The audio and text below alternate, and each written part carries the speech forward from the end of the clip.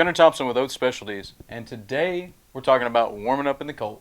So, if you're in Texas, this may not apply for you for very much longer, but if you're up north, it's still going to be cold for maybe another month or two. So, I heard some horror stories about select teams playing in the cold and the rain, and then high school started playing in the cold. Select teams were playing in their hoodies, all that kind of stuff. Got me thinking, look, if I was a player, how would I warm up in the cold? This is exactly how. Now, granted, I've got a few items here: shoulder tube, exercise band, weighted ball, sock. Look, take a look at this, see if it applies to you, see if you want it to apply to yourself, and then, maybe try it out, that sort of thing. This isn't something that I'm saying that you need to do, but I'm just telling you that if I was to go about it, this is what I would do, and this is why. Because I just don't want people to just go out there in the cold and be miserable and maybe cause an injury, something like that. So maybe you can learn something from just my thoughts.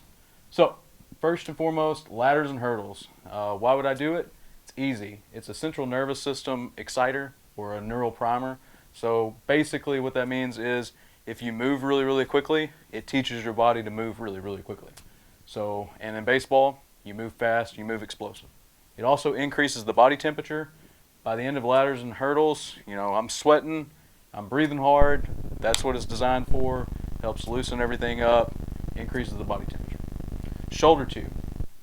I personally would definitely use the shoulder tube because it increases the blood flow to the entire arm and shoulder complex. So it's not like targeted where it's just the shoulder. It really helps to kind of increase the blood flow to the entire arm and even the back of the shoulder, the lats, rhomboids. So it's just, as a whole, it's a great addition to this. Next would be exercise bands. I mean, they're super easy, super cheap, and then they're really, really good though for targeted activity. So you want to activate the musculature in the shoulder. It's an easy way to do. You grab the band, you're sitting here, and 10, 15 reps, and maybe change hand positions. You name it.